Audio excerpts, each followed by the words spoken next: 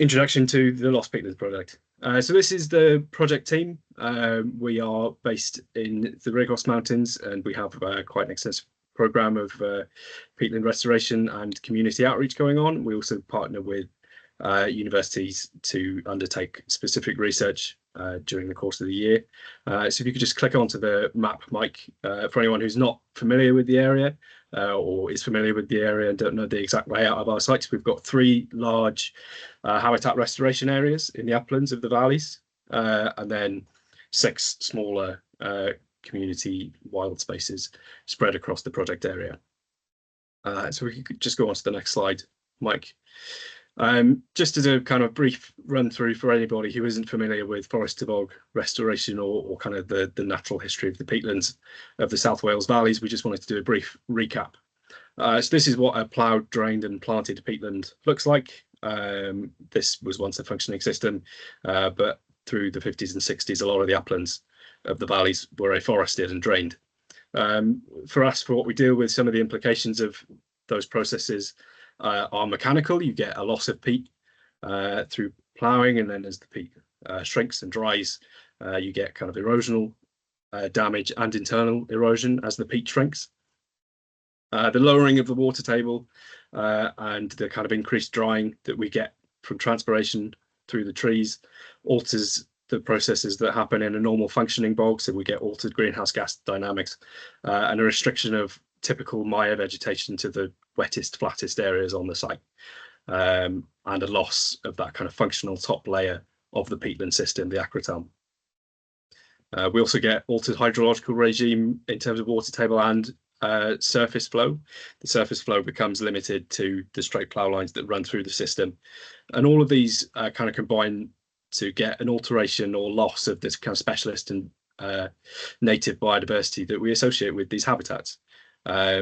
What this means for the reptile community that we have present on our site is an alteration of their use of the site and the capacity of the site to support a working population of them. And at a landscape scale, a real fluctuation in the kind of presence that we see in different areas of the site. So the next slide, I think, is speaking about our reptile mitigation. So I'll hand over to Mike for this next one.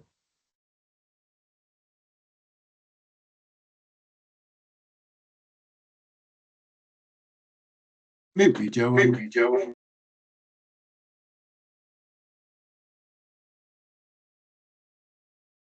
Say that again, Mike, sorry.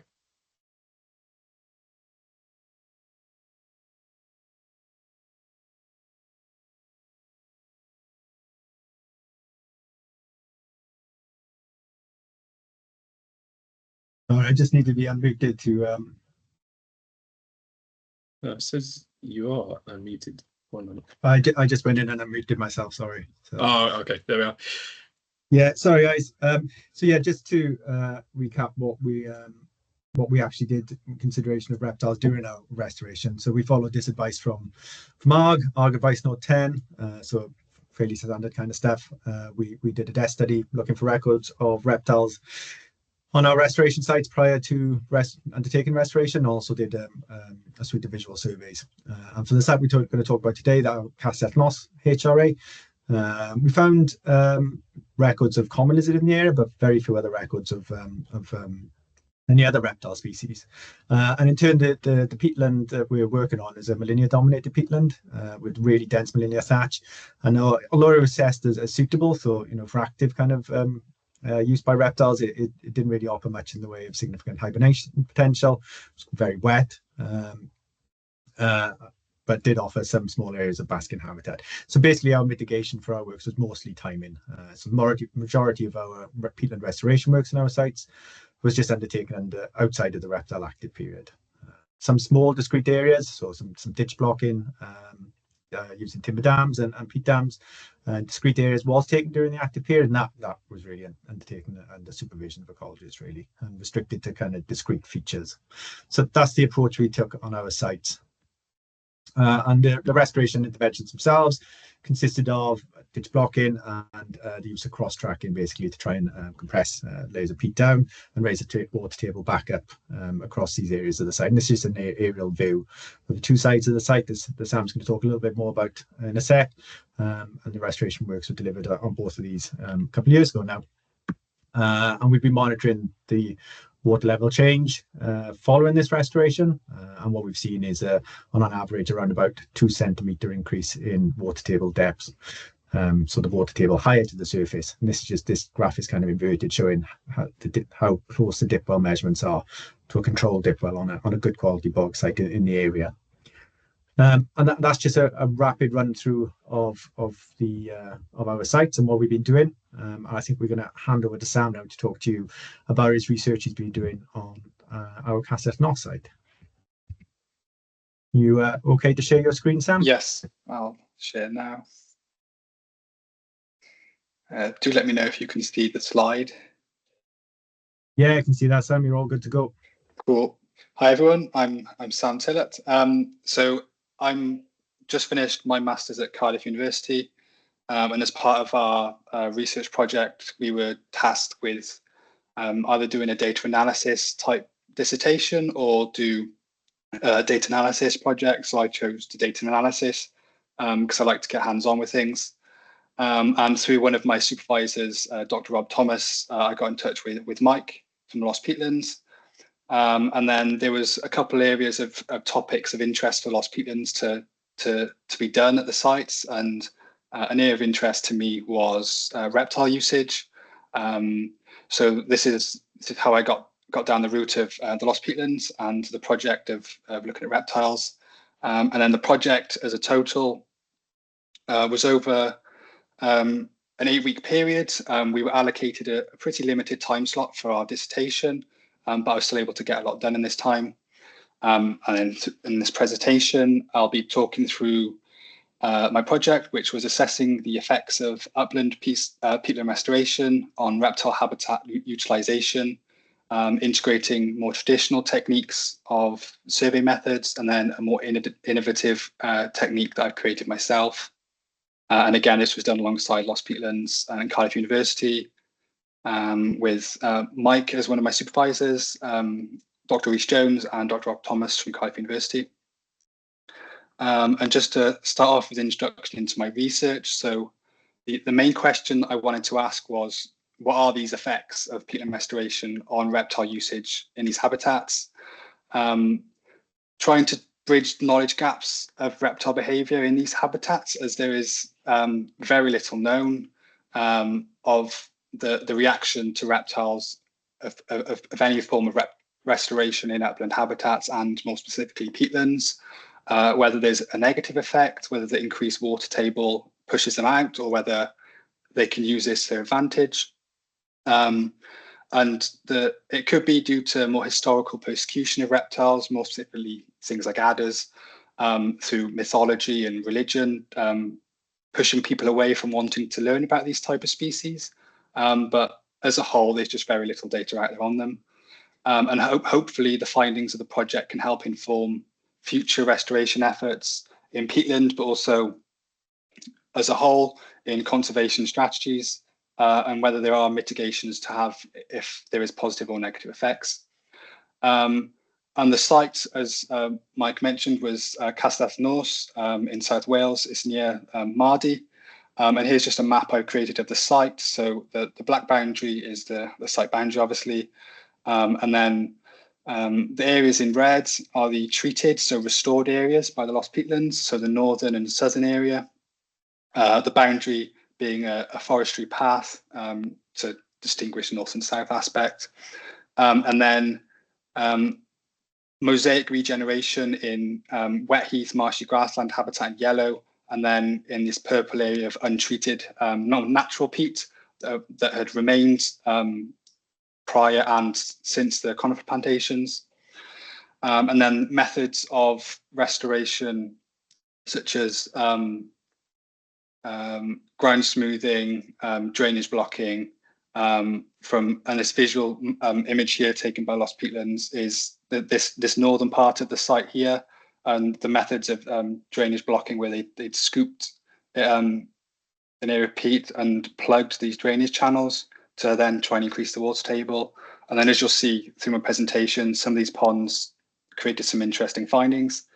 And then the overall objectives was to assess this usage of habitats by reptiles, if there was any, what reptiles were actually present at the site, to evaluate the restoration effectiveness on these communities, so comparing whether the treated restoration areas were better than the untreated areas that were left to more mosaic regeneration.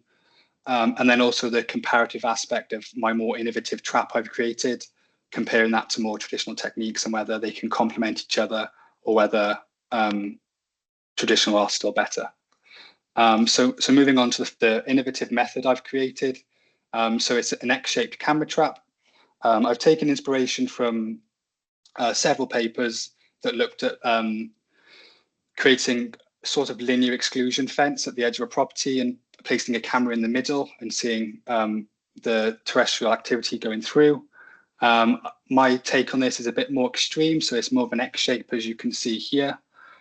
These are 2.5 meters long fencing with an upturned bucket facing the ground. And then at the top of this bucket, I cut a hole with a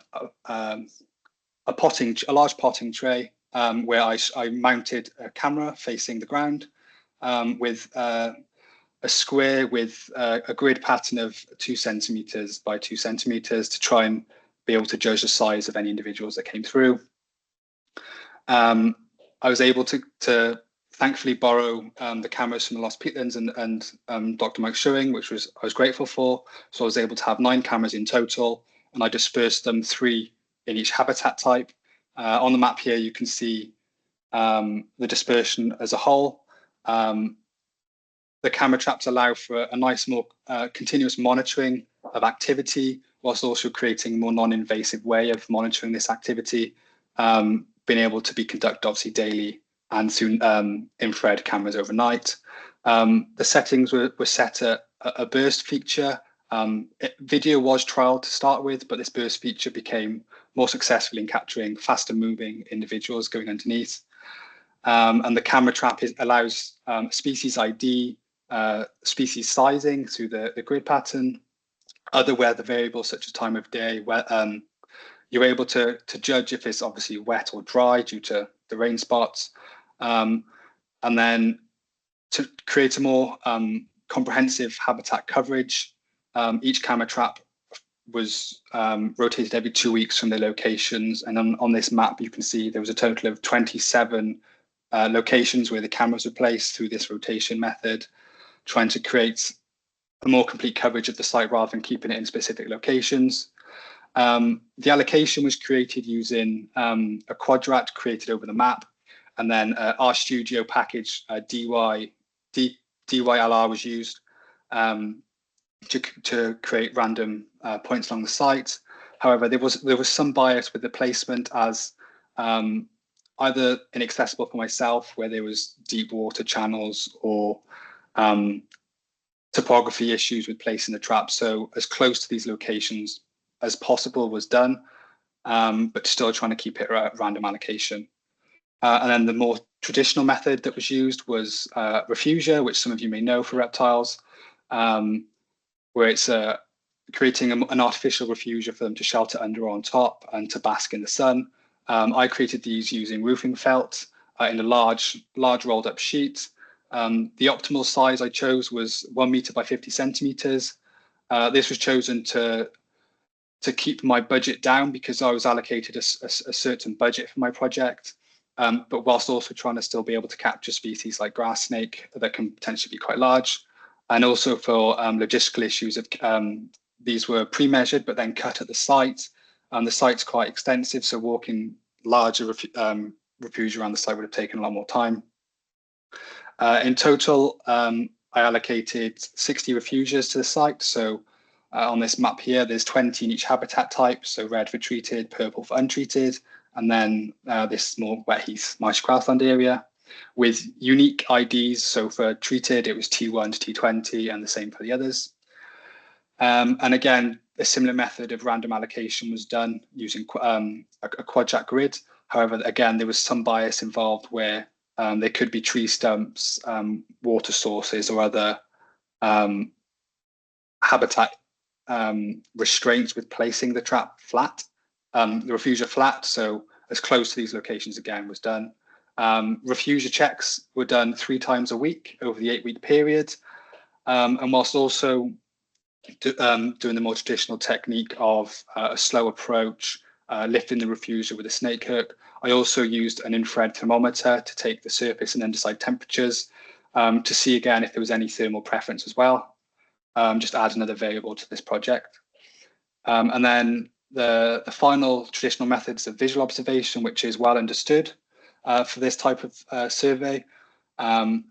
I used a predetermined route. As you can see in this map, it was created along the same route taken to collect the refugia samples. This was done mainly for efficiency in saving time, as I was quite constrained with the survey period. So I was able to combine the visual observations and refugia at the same time. And like all visual observations, a slow, steady walking pace was done, looking around for vegetation and features that could potentially support reptile populations, whether they're basking or whether they're just passing through. But I wasn't just focusing on reptiles with the visuals. Any other species that I came across, whether that's birds or small mammals or any signs of other activity, was also noted to create a more holistic approach. And then this frequency was again conducted 3 times a week, as the same as refugia, looking for species ID, age if known, so limiting it down to just adult or juvenile, any behaviours that were seen, time of day, relative temperature, and any other aspects that I deemed appropriate to note. And so these were the 3 methods for comparison: visual and refugia were traditional, and then my innovative camera trap. And then starting off with the results, there was quite surprisingly only 2 reptile species found, only 2 slow worms found in fringe habitat in the northwest of the heath part of the site, which was it's quite common and well understood that slow worms don't really inhabit peatland habitat due to diet preferences. They like to eat things like snails and other smaller invertebrates that might not be found in peatland habitat. And it's generally too wet for them. So this was nice to see them at the sites, but they weren't found anywhere else. And then there was 194 common lizards found, which was quite surprising to me. But this was enough to base my statistical analysis on common lizards alone. There were no adders or grass snakes found, which was unfortunate because the habitat is highly suitable for things like grass snakes. So focusing on the common lizards analysis, there was extreme dominance in the treated north habitat, as you can see in the all 3 method plots, with 40 common lizards found in the treated north using visual, 32 found in refugia, and 39 in the camera traps. The survey method effectiveness showed that initially traditional visuals supported the most effective in common lizard abundance. So through all the habitats in visual observation, there was 86 detections of common lizards. Through camera traps, then were in second with 58, and then refugia with the fewest of 50. This was quite surprising, as the innovative camera trap was meant to be more of a complementary analysis comparing it to traditional, but it ended up being a very successful way of analysing reptile populations. And then comparing the spatial consistency through the habitat showed that, again, treated north showed consistently higher numbers of common lizards across the habitat types, and all 3 methods consistently showed this, which was great to see. There was some worry that some methods would create different results, especially with some of the heath habitats. However, the consistent results to all 3 methods showed that these complement each other well and highlight the success of my innovative method that I've created. And then looking at some of the images captured of reptiles. So here's a selection of male and female common lizards. As you can see, the quality of the images were better than I thought. There was some skepticism early on whether some juveniles would be captured due to their size. However, as you can see here, a 2 to 3 centimeter long juvenile common lizard was able to be found through the triggers. This did have some errors with the triggers, as when it was quite stormy, some wind from the tussocks would blow grass through. So there was a lot of false captures, but the sensitivity was perfect for still being able to capture these smaller common lizards. So it was kind of a plus minus of the sensitivity, but that was well noted in still wanting to capture the smaller species. And then here's some more images of other small mammals that were captured during the study. So there was some common shrews captured, some bank voles, and then more notably, which was really good to find, was waterfoals. So these are known to potentially be at the site through droppings, gnaw marks, and dens found by lost peatlands during the restoration. There's been several camera traps set up around this area. However, they've not been able to capture it until now through my survey method. The camera trap was brilliant in capturing this activity, as in general, waterfalls are quite hard to spot in general. So this non-invasive camera method worked quite well. And not just to do with the reptile aspect of my project, but the finding of the waterfall is great for lost peatlands, as this waterfall was found in the treated north of their site. So it shows that this habitat quality is deemed suitable for these waterfalls to inhabit, which is great to see. And then there was some other surprising finds, not just through the reptiles, but there's a Eurasian wryneck that was found at the site. I'm not sure if anyone's aware, but it's quite a rare bird to see in the UK. Decades ago, they were thought to be extinct. And it's quite nice to be able to have found this at the Lost Peatland site. Through several weeks, Mike and myself, I'll try and play you an audio. Mike and myself were hearing this noise, if you can hear that. And at first it was kind of faint and we're thinking it could be some sort of raptor. However, through further checks through a couple of weeks, I was able to ID it as a Eurasian wryneck. And I was able to actually find where it was potentially nesting or was inhabiting for a period, was this telecoms mast. I noticed a noise from this area, so I just waited until I could try and pinpoint the location, and I found a hole with its head sticking out, which was quite nice to see. But you know, this presence at the Lost Peatland restoration area is also a great thing, that it might not still be at the site, it could just be passing through, but it was present for at least a 3-4 week period. So the habitat was obviously ideal for it to stick around. And then there was also, through the visual observations, 5 nests found during the whole project, which is really nice. 3 meadow pipits, 1 skylark and 1 robin nests, and it was really nice to be able to see them go from eggs to young chicks to then fledged. And Mike was kind enough to let me bring some skylarks with him, which was really a nice thing to do.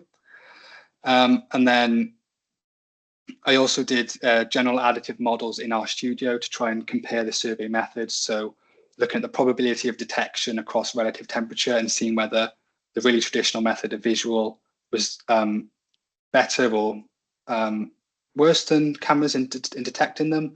And as a whole, visual observations are a lot higher in probability to detect them, as you can see, from lower temperatures of 8 degrees to even the 20 degrees. However, the camera trap, as the temperatures did increase, obviously the activities of the common lizards would increase, which means the probability of detection did increase. So the potential limitation of the camera traps is at lower temperatures, when there's less activity going on with common lizards due to their thermal regulation. They're not that great at capturing common lizards compared to more traditional, but this highlights the using all these methods in a combined manner is great for this type of survey, as you're able to still be able to detect the common lizards at lower temperatures, but then the camera trap's still able to do a continuous monitoring of this activity. And then looking at comparing whether the Lost Peatlands treated site was better or worse than the untreated site, which was left to more mosaic regeneration. And through each survey method, so through refugia, significantly more, there was 35 common lizards found in the treated, compared to that of only 6 in the untreated habitat. With the visual, there was 48 common lizards found in the treated habitat, whereas there's only 9 in the untreated. And then with the camera trap method, there was 45 found in the treated compared to that of 8 in the untreated. And then as a whole, 128 individuals were found in the treated areas, and then only 23 in the untreated areas. So the areas that were just left for more mosaic regeneration have a considerably less number compared to those found in the treated areas of the lost peatlands, which was nice to see that the effect of restoration actually promoted a larger population than an area of untreated peat that was left. And then alongside the data, there was a really novel behavior that was found by myself. The common lizards, when approaching these ponds that I showed you at the start, they would jump in and fully submerge, and then come up to the edge and perch on the side. I've got a nice video of one submerging from a quite deep depth here and up to the surface. This is a quite novel behavior that's not really noted in the literature. So after this project, I'm going to be writing a short scientific communication on this behavior with Mike and my supervisors. As you know, this instance is quite novel and it's not really known in peatland habitat. I'll be interested to hear from anyone at the end if they've seen this behavior before, but it is a nice thing to see. And then a discussion of the work. So as a whole, we found that common lizards showed the highest preference in the treated habitats, indicating the potential success of this restoration. With the heath habitat underperforming to what was expected, as this is a generally understood as a better habitat for supporting reptiles. It's a drier habitat with a lot more natural refugia to hide in. However, the effects of restoration could be more beneficial to common lizard preference with their diet, or again, this more habitat behavioral change. But this is something that needs further understanding, as the novel thing of common lizards preferring the wetter treated areas is something that I think needs to be better understood. The restoration impact as a whole, these techniques don't appear to have had a negative impact on common lizards. It's not known obviously in the initial effect when they did the restoration, but during my surveys, there seemed to be this increased population in this area. And the aquatic behavior observed could be down to this habitat change, whether that's the stress of less shelter due to the restoration techniques used to increase the water table. So these water sources have become a more behavioral plasticity development in the common lizards, using it to hide from predators. I timed these submersions, and the majority were 3 to 4 minutes long, which is quite long to what you'd expect, especially in these cold waters. So this behavior could be to hide from a predator that may get bored or give up after this 3 or 4 minutes. This could be something, again, that could be looked into. And this response just could be an adaptation to this environment. So the benefits of this restoration could promote a better environment for these lizards. And then comparing the method. So at the start of the project, I wanted to see if my innovative method could even withstand the surveys technique involved compared to those of the more traditional. And overall, the traditional visual did prove the most effective for detecting common lizards, with refugia underperforming to what was expected. And then the camera trap did offer some great monitoring, which I was really pleased with. And more tweaks with the design of this camera trap could be really a really good addition to conservation as a whole in a more continuous survey method, and combining all these survey methods together has been pretty successful, I think. The absence of other reptiles, so I was expecting to hopefully see grass snakes and potentially adders. This could just be due to more specific habitat preferences or seasonal behaviours, and them not being seen during my survey period, which highlights the more need for a more seasonal targeted surveys done at the site. The site was perfect for grass snakes, the aquatic environment, the vegetation, but also the camera traps that picked up the quite nice small mammal population. So I'm expecting that it's only a matter of time before there's grass snakes found at this site, which would be nice. And then the significant findings of not just reptiles, but the Eurasian wryneck and the water vole underscores the ecological value of this restoration in the peatland site.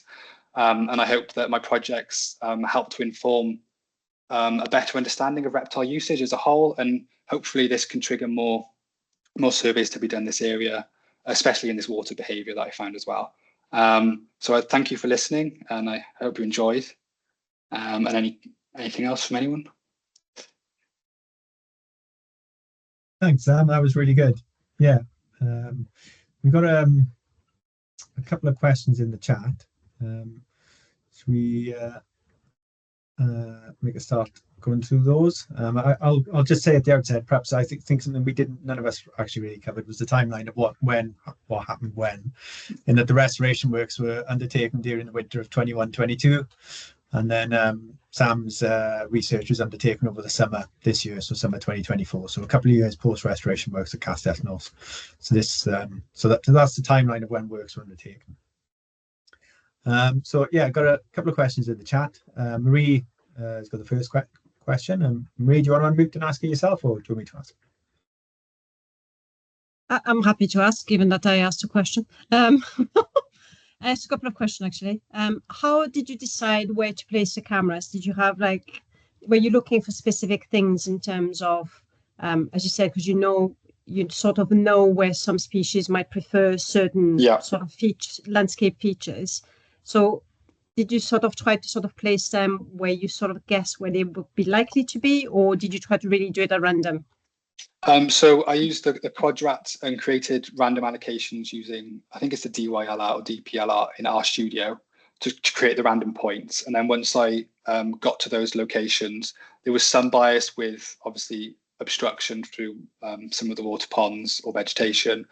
And then, yes, I tried to place them as close to that point as possible, but also bearing in mind that would it be suitable for a really exposed area to have a common lizard? So they were, if that location had an area of tussock next to it, I'd place it next to the tussocks. But I tried to keep it as random as possible while still being reasonable with the placement as well. Can I ask my second question while I'm here? Is that all right? I just wondered, as you were talking, because obviously, lizards, reptiles in general sort of have preferences in terms of, vegetation and things like that. Do you think the reason why perhaps we found more lizards is because the vegetation is perhaps not as vigorous, or it's not as tall as on the untreated sort of sections of the site? It could be. In the untreated parts of the site, there's some similar vegetation seen. It's a bit more dense, but I think what was strange to see was the tussocks used in the treated area at the north could be used for shelter, but a lot of the time during the visuals, they were scurrying along the open surface. So it was a quite strange behaviour seen with they weren't seeming to stick to the more typical vegetation that you'd expect. This could be a behavioural trait of this habitat type. But yeah, it was the habitats were fairly similar in regards to exposure. In the untreated area, there was slightly more taller vegetation. You might be able to say this a bit better, Mike, but the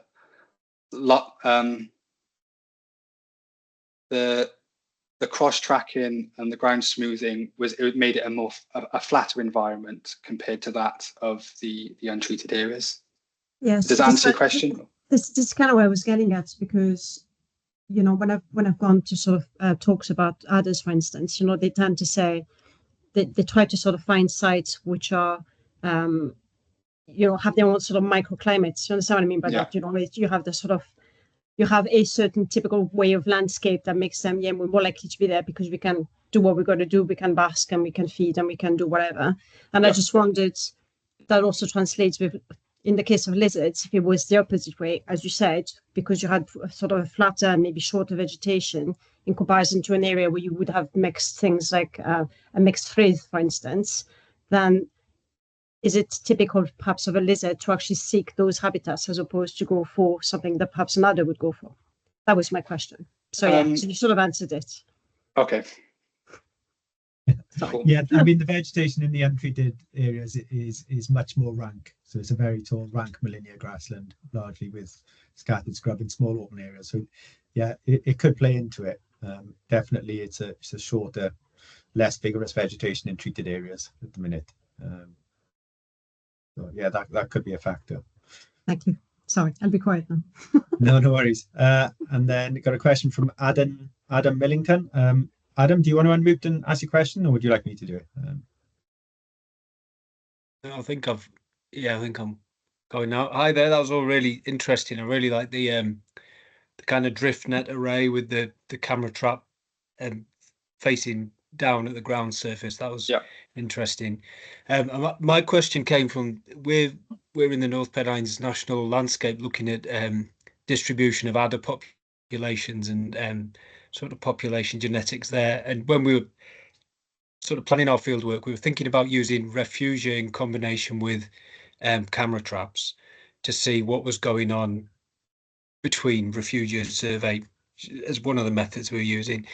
And I was talking to people who supplied camera traps, and they said, well, they don't often work very well with reptiles because they rely on a temperature infrared differential, sort of temperature differential between the subject and the background, and sort of as reptiles warm up at the same degree to their sort of surroundings. So I just wondered if you thought you had that nice sort of detection curve for visual survey and the camera trap surveys. I wonder if you thought the drop off at lower temperatures was, did you have a gut feeling that was because there was less lizards walking around, or there was some sort of function in the way the camera traps were less able to pick up lizards? Or I suppose it's a bit of both, but I just wondered what you thought. Yeah, it was something I when I was trialing I did a bit of a pilot study up at the site and also in my garden, because I was worried that the infrared detection when it was a bit colder wouldn't trigger. I got round this by the square sheet on the ground on the floor. I kept the centre as being as dark as possible, so black, and then lines or grid patterns around the edge. And I found that if even a colder object or individual passed over this consistent temperature of the black, was still able to trigger. And then I do attribute through what's generally known as the lower temperatures that they're less active anyway, so they wouldn't have come through the cameras. So yeah, I did look at the infrared detection as being an issue at the start, but I found that it was still able to capture it in the colder temperatures. That's interesting. It also depends on the cameras you use. I was able to use the Acorn and Browning cameras for Lost Peatlands, but online, every camera model has a different infrared capture. So I think if testing different cameras might be beneficial too, because they all have different specifications on them. But I think, does that answer your question? Is that okay? Yeah, definitely. That's really interesting. And I think just the design with the drift fences and stuff, you kind of, maybe there's a bit of a microclimate in there, so there's, when the animal comes in, it's more likely to be a different temperature to directly under that bucket. Yeah, with all the windbreak and stuff. That was thanks, Samuel. Interesting. And I found that there was hundreds of triggers of meadow pipits like sitting under the bucket as well. If that was shelter from the rain or what, but they like sitting there too. Oh, nice. Thanks, Sam. That's right. Cool. And then I got one more question in the chat. I think Kip Thomas' question's been answered. So Gemma Jennings, do you want to ask your question? Or would you like me to do it? Hi there. Oops. Hi. Hi. Sorry, just slobbing out on the sofa here. I was just wondering. So I found the whole thing really interesting. But with the behaviour that you'd seen in the lizards diving down into these ponds, presumably you saw that when you were walking along and they were scurrying away. I was wondering if you would be looking to put cameras by the pools to see how often they do that, and if there's any way you can detect, if you can link that to disturbance on site, whether it's predation or visitors to the site. Yeah, it was over a dozen occasions. Thankfully, Mike was able to observe it as well, so I wasn't the only one. but it was primarily disturbance for what I've seen. So as you walk near these pond areas where the scoops had taken the debris out, they would choose to move from protection where they were in tussocks or vegetation, which I wasn't able to see them, and jump into the water. So it seemed to be more of a predator reaction. And the water is, I wasn't able to take temperatures, but the water is really cold up there. So the sacrifice of staying underwater for several minutes at these temperatures must surely be a predator interaction rather than a hunting strategy too. They seem to stay still at the bottom. But it could also be a behavior if they're liking a more aquatic invertebrates at the site. So they could still be hunting, but that is something that could be looked at further as well. With setting up, would it be audio moth type stuff, Mike, in seeing if they're able to use the water? Yeah, so there's like a hydromoth version. Yeah, so it's definitely something we'd like to look at further in the future. It's probably not going to be core to our monitoring for the peatland restoration kind of stuff, but something we probably try and explore with, academic links if we can. Yeah, it's just a really interesting behaviour, and I wonder if there's a way you could maybe, I don't know if you can, maybe in time when the vegetation in the restored area has kind of recovered a bit, it might be interesting if you could do sort of experimental comparisons between areas that have a longer vegetation and more cover next to a pool versus more kind of flatter areas. Yeah, I'm thinking of going forward, there could be something along the lines of looking at other locations and seeing if you can mimic the restoration techniques, even if it's on lowland areas, and seeing whether common lizards have this trait in them, or when the habitat is altered, or whether this population is a completely different behavioural to other populations because they've survived in this more upland habitat. So it'd be cool, to make more control sites to see whether this behaviour can be replicated or whether it's unique, really. Great, thank you. No worries. So Lucy Struthers, do you want to ask your questions? Yeah, cheers. That was really cool. Really liked what you did for your project. I was just wondering a few things. Did you mention that you left your cameras running? They're running at night as well? Yeah, continuous monitoring. So through the 8-week period, only when I would check in the SD cards, I'd change the batteries. But yeah, continuous monitoring.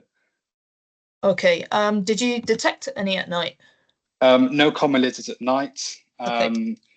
The only instances at night was a frog was the only amphibian that were detected, and then the majority were small mammals.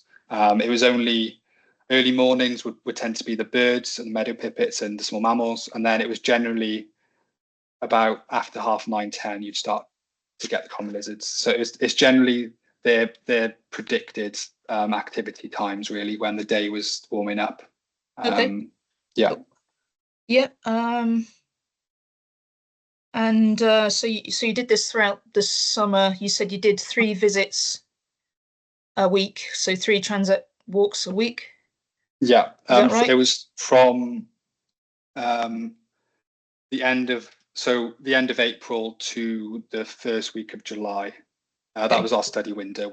I could go and do this stuff. And a total it was around about 100 kilometers walked. Yeah. It's a lot of work to squeeze in. Yes.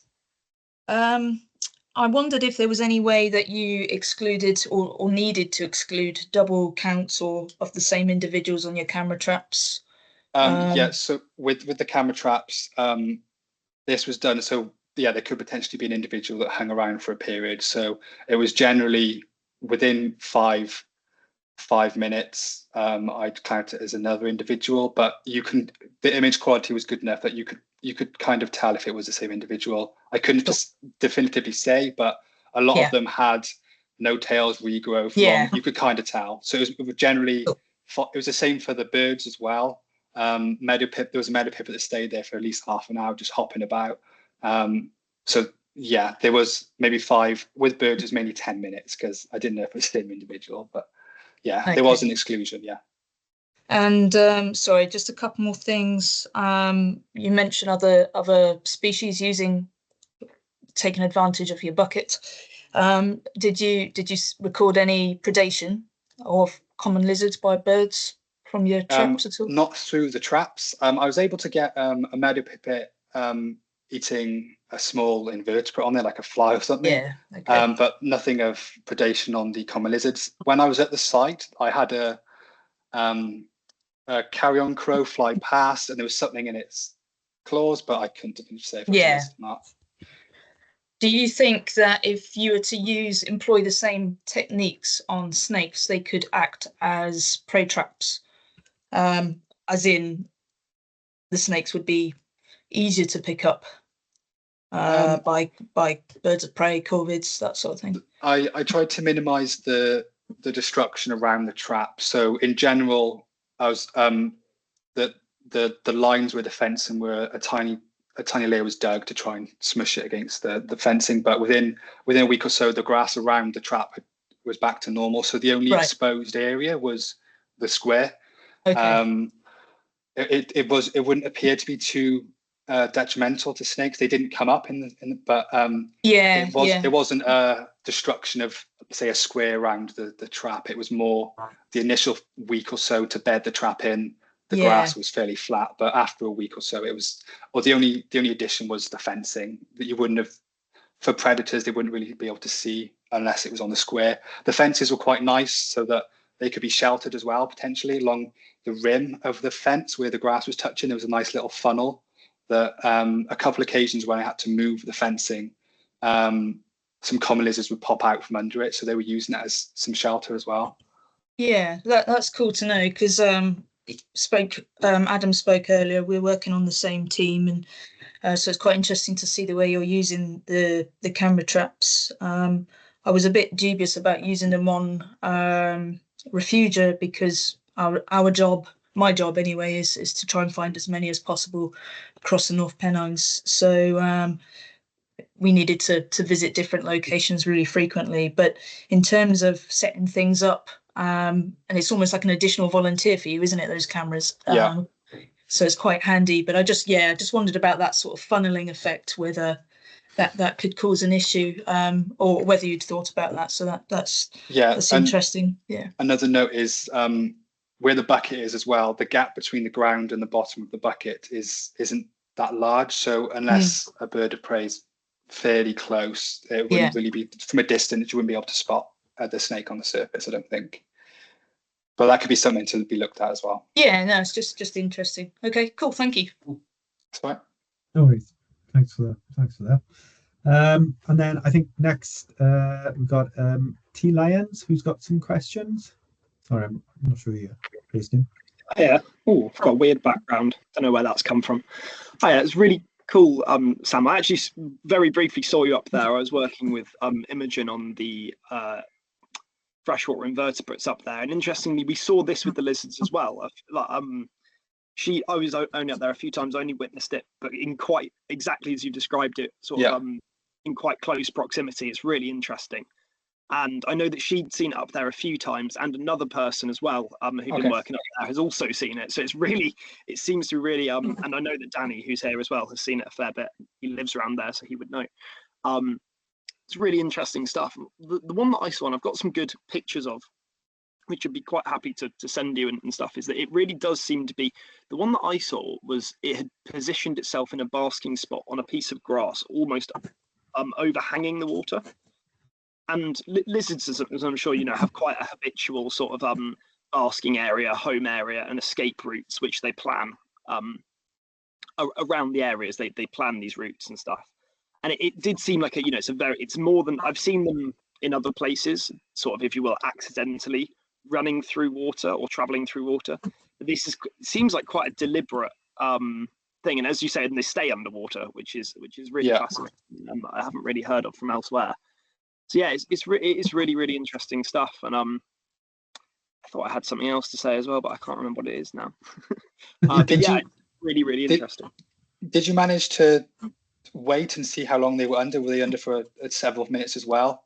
It wasn't under for very long. No, it was probably 30 seconds or so. It was in this, I can't describe it other than a grass hammock above the water. And we were watching it. We saw it from a couple of meters away, and we were watching it, and it was watching us. And as we began to approach, it very deliberately jumped into the water, stayed under the water, and then it went exactly like you said, got up to the other side, poked its nose out and then sort of seemingly waited to see if we were going to come after it, and then it scrambled up the bank and off into the vegetation. And yeah, it's interesting. I work a lot with lizards, and I've not seen behaviour like that elsewhere. It's really, really interesting. Yeah, there's similar traits with adders can potentially do it, where they'll scurry across the surface quickly to get away when they're not known to have aquatic tendencies. But yeah, similar for me. So where they've scooped out the ponds, there's a small layer of exposed peat, really. Yeah, basking spots around the edge, and then if they were disturbed, if they thought they could escape quickly, they'd scurry across the surface. But again, if maybe it could be the steepness of the banks, like Mike, we were talking about. You might be smoothing out some of the edges of those ponds, that maybe the steeper edges have meant that they might not be able to quickly jump out, so they've learned, oh, I have to submerge. But yeah, no, I'm glad someone else has seen it too. That would be really interesting, because when I saw, again, I've got a little photo and stuff, a few photos, so sort of in sequence of this. It was like it did climb up a very steep bank, and it did seem a struggle. It did seem to sort of struggle to get out of the water. The other thing I wanted to notice as well, that's just popped into my mind, it's interesting how there's a hell of a lot of frogs there, but no toads. Have you ever seen toads up there? Yeah, I think off the top of my head, there's about 12 to 14 I found a total. A lot of frogs. The toads were pretty spread out throughout the site. They weren't specifically in the treated, but obviously the aquatic environment they treated, there was a lot of toads, lots of tadpoles. You pretty much always get a jump scare from one jumping on your foot or something. They always know how to do it. Yeah, I thought it was just interesting. I've been up there a few times, and I don't think I'd ever seen toads up there. But yeah, loads of frogs. That's really cool, man. Nice project. Love it. Cheers. Thank you. Cool. Yeah, just going through the chat. So there's Emma Stewart has said that her husband has seen the diving into water behaviour in Scotland, so that's interesting to know as well. And then Gemma has got another question in. Do you know how big a range common lizards tend to have? That's not something I know off the top of my head. I don't know. Yeah, off the top of my head, I don't know the range in regards to hectares or not, but the site as a whole, so the boundary between the heath habitat, the treated and untreated, is more than enough for them to roam. So that the difference between the north and the south was only a forestry dirt road. So the preference is purely on habitat preference rather than obstruction of the movement across habitats, especially in the heath habitat, which is directly next to the treated with no real boundary or obstruction. So I think that the movement of reptiles could be quite easy across these habitats. So their preference in the treated is something we can definitely take note of as a habitat preference, rather than they might not be able to move through into these more traditional heathy habitats. But as a whole, I don't know off the top of my head specifically, but the habitat types, there was no obstruction really, so they could have freely moved across. Some of the refuser and cameras that captured quite a lot of common lizards were within 10 meters of the heath habitat, so they can easily move 10 meters as well in a day. So yeah, that's all I really know for their movement patterns. Cool. Yeah, no worries. Yeah, I'm sorry, I don't really know what the home range size of a common lizard is off the top of my head, but I'm sure we can have a look and get back to you. And there's a question from Alan Gibworth in the chat. And Alan, do you want to unmute and ask it, or would you like me to ask it? Quite happy to ask if you don't want to. Yeah, I mean, it's Cool. as I've written in the text box, really. Yeah, I was just thinking, are the lizards expected to be kind of more in the heath when it's colder, and then they're being seen more in the more open areas when it's warmer weather, or during the summer period?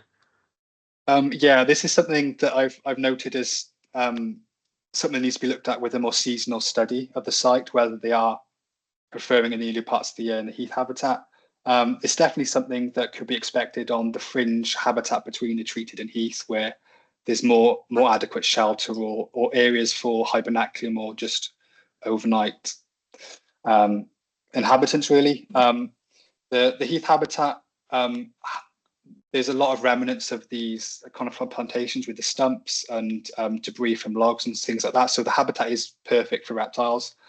This could have been a reason why they weren't seen as much, because they could have been, you know, under these deep layers of roots and things like that. But yeah, I would say the habitat where they're more central in the treated area, there's adequate places for them to shelter in regards to tussocks. But the fringe habitats, they could just easily, use the heath. But I think further studies could try and distinguish whether there's a seasonal variation, so that they prefer the warmer summer in the open, and then the winter in the heath. Great, thank you. Cool. Any other questions? Oh, just another one popped into the chat from Ian Cave Thomas. Would you like to ask it yourself, or would you like me to do it?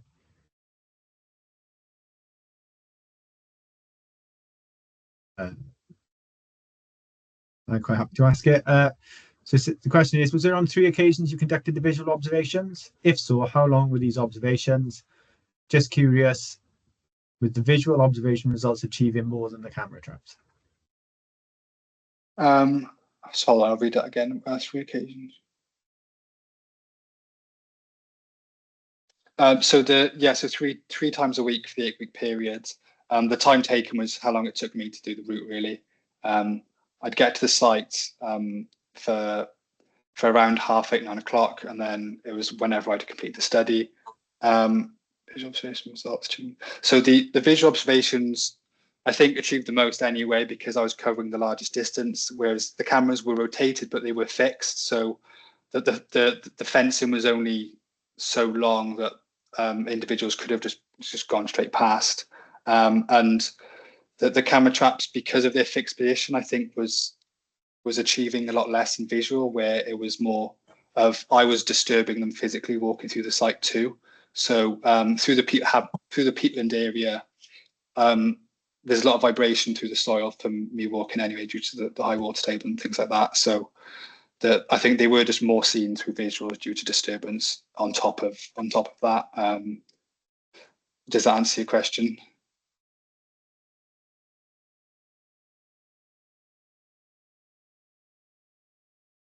Cool. Yeah. Cool. So yeah, we come back with that. And then Lucy's asked another question in the chat. Sam, can you see that? Yeah.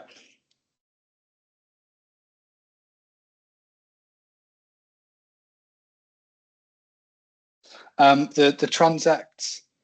So I tried keeping it the same throughout, because I was really limited on being able to get to the site as a whole due to the limited time of the study. That I just stuck to the same transect throughout. I understand that throughout the study I created a small little path that could have created some bias with opening up some potential basking spots. If I was to do this again, I'd probably switch up the transect over intervals of time, but I tried to keep it consistent to be unbiased in regards to data. So that I could talk. I think the limited time for the study, changing the routes could then just skew some of the data. So I just, for ease of my project being so limited on time, I just stuck to the same transect, really.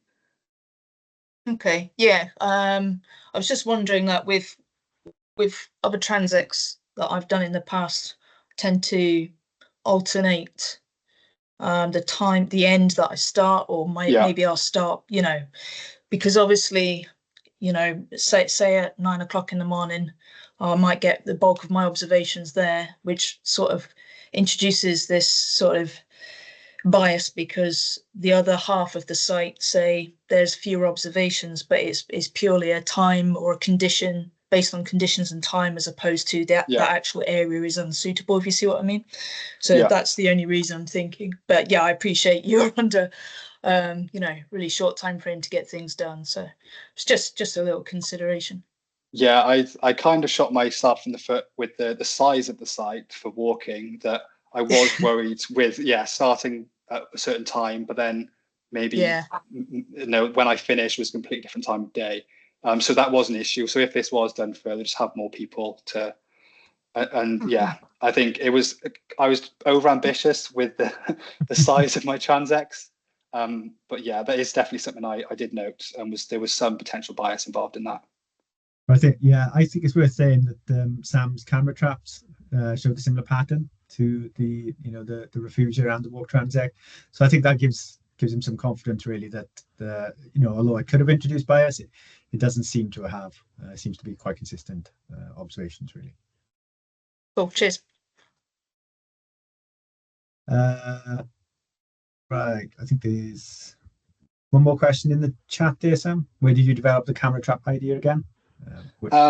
I created, so there was a couple papers. There's one from Martin et al. 2017 where they used exclusion fencing on the edge of a property and to kind of funnel it into one. So either end of their fence, they had a camera, and then they had a bucket on the ground with a hole in the bottom of the bucket. So it was pitch black inside the bucket, and it was only infrared to trigger small mammals or anything passing through. So I kind of took that as inspiration. If I could maybe make an exclusion one to try and capture the most that I can in my study period. So I thought the X shape was best because anything traveling near that I could hopefully funnel from all directions. And then using a bucket I thought would be good for protecting the camera anyway from the elements, disturbance from humans, because from a distance it doesn't look valuable at all. So anyone roaming through can steal the camera. And then making a mini microclimate underneath was quite nice in keeping it consistent throughout the project. Some methods online of camera traps on sticks just facing the ground had lots of issues of the relative temperature of the camera would get too hot midday due to being exposed to the sun, and then vice versa. But yeah, the design is completely created by myself. I trialed it a bit in my garden, but yeah, it's unique. I think I haven't found it anywhere else anyway. Cool. I can't see any other questions in the chat. Does anyone else have any other questions? Can I just ask a really quick one? Do you think that the behavior of the common lizards on the peatlands, for instance, is because in relation to them diving into the water and that sort of thing, has actually been like an evolutionary thing, that because they live within that habitat and those conditions, that they've developed that, as opposed to perhaps a common lizard living somewhere else in the lowlands or whatever? I do think that could be the case. It's similar with I think there's studies, or people are thinking of doing studies on the water voles, seeing if they're an existing population from pre-human activity. These could be a population of common lizards suited to peatland habitat that have not really been understood that well. And whether, because the site was restored in 2021, I believe, Mike, am I correct with that? It's only been a handful of years. Is this a stressor behaviour, or have they had traits of this behaviour when it was a more wet peatland habitat, and the habitat alteration has caused this more behavioural plasticity and been able to adapt to this again? I didn't see this behaviour in any other part of the site other than the treated areas, which was interesting. But the untreated peat areas, there wasn't as many open water sources to visually see this in. So I can't definitively say they're not doing this in the untreated habitat. It's just the ponds that were easily visible walking through the treated areas, I was able to observe this. It could be interesting creating some of these ponds in the untreated and seeing whether there is this behaviour as well, and whether that could just be an evolutionary thing to this habitat, or whether it's more of a stressor to it's hard to say whether it's a long-term trait or whether it's fairly recent. I think it'd be nice to do a further study on this. Thank you. And there's just one more question in the chat from EMK Thomas. So are the treated areas going to be treated eventually, or will they remain as control for future projects? More lizards of the treated area is really cool to see. The treated areas, so the untreated areas on this particular site, some of them are untreated because they're too close proximity to existing standing coops of forestry, and those crops need to be taken out. So some of them will not be restored or treated for a long period of time, if ever, till those crops are mature. And some of them have already been treated. So we do have areas as long-term controls, and we have controls kind of at both ends of the spectrum of restoration. So we've got controls that are untreated, and then we've got control sites that are, near natural kind of bog sites. So we can try to, when we're thinking about identifying where we are on that kind of restoration trajectory, we can measure from both kind of ends is the aim, essentially. So that kind of answers that question, hopefully. But yeah, it was really cool to see more lizards in the treated, which is quite surprising. Any other questions from anyone, or should we put it to a close?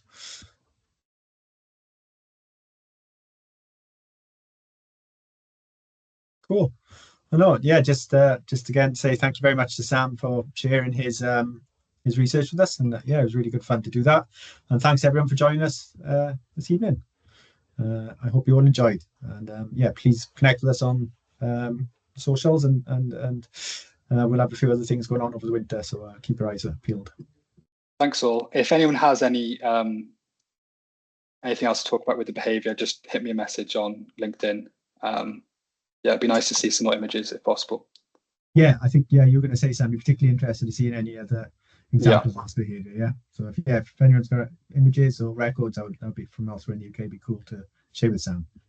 Yeah, and if anyone has any questions on the camera trap build as well, I can give more detail elsewhere if possible.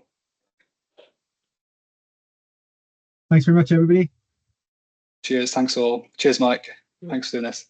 Thank you, guys. Cheers.